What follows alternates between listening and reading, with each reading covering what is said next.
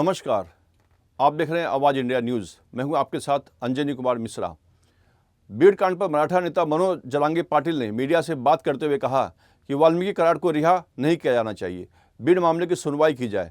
हमें संदेह है कि धनंजय मुंडे ने बीड़ में हत्या का आदेश दिया था।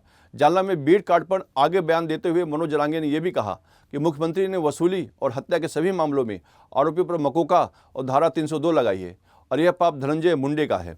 वहीं जरांगे पाटिल ने राज्य सरकार को चेतावनी देते हुए कहा, अगर परली में धनंजय मुंडे के समर्थकों के जरिए विरोध प्रदर्शन की आड़ लेकर बीड़ कांड की जांच में बाधा डाली गई तो इससे भी बड़ा 10 गुना आंदोलन होगा। मोका लावलाय त्याला 302 मध्ये पण त्याला घेतलंय, हे योग्यच आहे, पण तो सुटायला नको. तपासात पुन्हा असं व्हायला नको की रेकॉर्ड तपासला नाही, मोबाईल सापडले नाही, कुठं मोबाईल फेकून दिलेत आणि एकमेकाला फोन केलेले सापडले नाही. चार्जशीट मध्ये ह्या सगळ्या गोष्टी येणं खूप आवश्यक आहे आणि ही अंडर ट्रायल केस चालणं गरजेचं आहे. कारण सुखी संसार होता संतोष भाईचा, यांनी हिरावून घेतला. आज त्या संतोष भाईच्या संसाराची पूर्ण राख रांगोळी करायचं काम केले.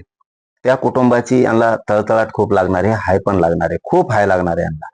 कारण हे इतकं आनंदी कुटुंब होतं संतोष देशमुखांचं, पूर्ण उद्ध्वस्त करून टाकलं.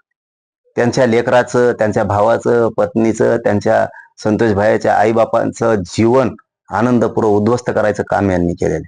त्यामुळे मुख्यमंत्र्यांनी खंडणीतले आणि खुनातले आरोपी ही एकच आहेत.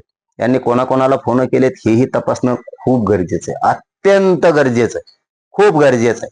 कारण आम्हाला संशय येतोय आणि शंका पण आहे की धनंजय मुंडेंनीच करायला लावलंय की काय, सगळं खून असेल किंवा खंडणी असेल वसूल करायला त्यांनीच लावलंय की काय, असा आम्हाला त्याच्यावरती सुद्धा संशय येतोय. 100% शक्यता सुद्धा आहे. कारण एवढी मोठी मायाचं याला काय करायचं, एवढी मोठी खंडणीतला आरोपी याला मोका लागला, एवढ्या मोठ्या माया जमा केली यांनी, याला काय करायचंय, याच्या नावावर तर नाही केली, त्यांच्यावर येऊ नये बळ काय अंगलोट म्हणून, मेला तर फासावर गेला तर दुसराच जाईल असं तर नाही ना काही. कारण एवढी मोठी प्रॉपर्टी याला करायचं काय, असं गाव नाही, जिल्हा नाही, शहर नाही, की द्यायची प्रॉपर्टी नाही, याला काय करायचंय त्या प्रॉपर्टीत. बरं हा माणूस कधी पिक्चर मध्ये नाही, कधी चॅनल समोर नाही, कोणाच्या मोठ्या इव्हेंट मध्ये सरकारी असतील किंवा पक्षाचे असतील इव्हेंट मध्ये पुढं नाही, पडद्या मागून याला खेळायला लावलंय की काय असा संशय येतोय आम्हाला. शंका पण येते धनंजय मुंड्यावरतीच की यांनीच हे करायला लावलंय की काय, आणि ही माया सगळी त्याचीच आहे का काय, अशी आम्हाला शंका आहे. आणि खंडणीतून खून झालाय हे सुद्धा धनंजय मुंडेचा त्याच्यात हात आहे काय असा आम्हाला संशय येतोय, शंका सुद्धा येते. खरंच असायला पाहिजे. कारण खून झाल्यावर फोन झालेले, खून झाल्यावर कोणी कोणाला फोन केलेत, 5-6 दिवस खंडणी मागायच्या अगोदर 5-7 दिवस, पुढं 5-7, 7-8, 10-12 दिवस, ही अटक होऊच तर म्हणजे 20-22 दिवस ही अटक होईपर्यंत यांनी खुनातल्या आरोपींनी कोणाला फोन केलेत का, दुसऱ्याच्या नंबरवरून किंवा प्रत्यक्ष भेटलेत का, खंडणीतल्या आरोपींनी कोणाला फोन केलेत, हे कोणाला भेटलेत का, कोणत्या मंत्र्याला भेटलेत, हे 100% चार्जशीट मध्ये यायलाच पाहिजे. कारण फोन केलेले यांनी व्हिडिओ सुद्धा मारतानाचे बघितलेले आहेत. कारण मान्य न्यायालया समोर आलंय ते की ज्यावेळेस तो व्हिडिओ मारतानाचा बघितला, खून होताना बघितलं तर आनंद लुटत होते समोरच. अरे एकाचा कुटुंब उद्ध्वस्त झाले, एकाचा लेकराची क्रूर हत्या केली संतोष भाईची, तुम्ही ते कुटुंब उद्ध्वस्त केले, राख रांगोळी केली त्यांच्या सुखी संसाराची, आणि तुम्ही आनंद घेता, तोंडात मुक्ता. नीच वृत्तीचे हे लोक, धनंजय मुंडेची टोळी, तरी तुम्ही आरोपीच्या बाजूने मोर्चे काढता, आरोपीच्या बाजूने आंदोलन करता. इतक्या नीच पातळीला धनंजय मुंडे आणि त्याची टोळी जाईल असं कधीच वाटत नव्हतं. इतकी चांगली जात होती, इतका चांगला समाज आहे त्यांच्या जिल्ह्यात, पत होती, मान सन्मान होता, प्रतिष्ठा होती, पुरी घातली यांनी. हे असलं वागून नुसते पैसे पाहिजेत, जातीचं फितीचं काही देणं घेणं यांना, यांना वंजाऱ्याचं देणं घेणं नाही, धनगराचं नाही, दलित मुस्लिमाचं नाही, यांना 18 पगड जातीचं नाही, नुसते पैसे पाहिजे. खुना करा, प्लॉट बळका, जमिनी बळका, काही करा, हत्या करा, छेडछाडी करा, मी आहे तुमच्या पाठीमागं, अशी संशय आणि शंका धनंजय मुंडेवर आमचं आहे, येतोय आम्हाला शंका. यांनी हे 100% लालशेपोटी पैशाच्या हे करून घेतलंय हे सगळं. म्हणून मुख्यमंत्र्यांनी जे मोक्यातले आणि खंडणीतले आणि खुनातले आरोपी यांच्यावर सगळ्यावर मोका आणि 302 लागलाच पाहिजे. एक संतोष भाईला लेकराला न्याय मिळाला पाहिजे. त्या जातीचा अजिबात संबंध नाही, ओबीसीचा अजिबात संबंध नाही.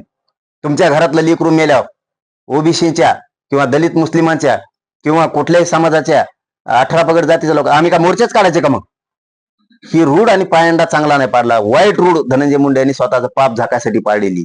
हे सगळं पाप हे धनंजय मुंड्याच आहे, हे दुसरं कोणाचं नाही. हे झाकासाठी ओबीसीला मध्ये घेतोय. आता तुम्ही आंदोलन करताय, आम्ही आंदोलनात करायचे का? मग आता इथून पुढे गुंडाच्या बाजूने कोणी आंदोलन करतं का? सगळ्या जातीत गुंड असतील, कोण नाही आंदोलन करत त्यांच्या बाजूने, कारण ते वाईट कृत्य करतात. त्यांच्या बाजूने कोणी नाही करत. आणि तुम्ही आज हे वाईट कृत्य केले, संतोष भाईचा खून केला आणि त्यासाठी आंदोलन करताय. ही धनंजय मुंडेची टोळी थांबत नाही आणि धनंजय मुंडे तिला थांबू देत नाही. म्हणून धनंजय मुंडे तू आणखीन खोलात जाणार आहे, ध्यानात ठेव. तू खेटलास ना आता आम्हाला, तू वाईट पाऊल उचललंस आणि तू खोलात जाणार आहे. आम्ही तर सोडतच नाहीत बरं.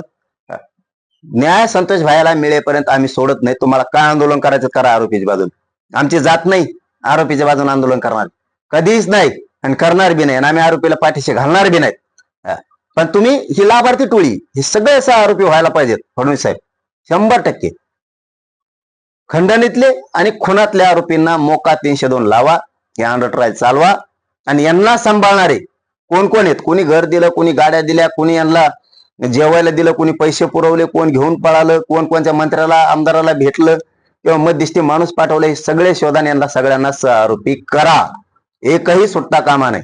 परळी त्या कोपऱ्याला धनंजय मुंडेच्या टोळीनं आंदोलन सुरू केलंय. म्हणून जर तुम्ही काही तपासात खोडा आणताल मंत्रिपदाच्या जीवावरती, तर यांच्यापेक्षा 10 पट आंदोलन आम्ही पण उभा करणार.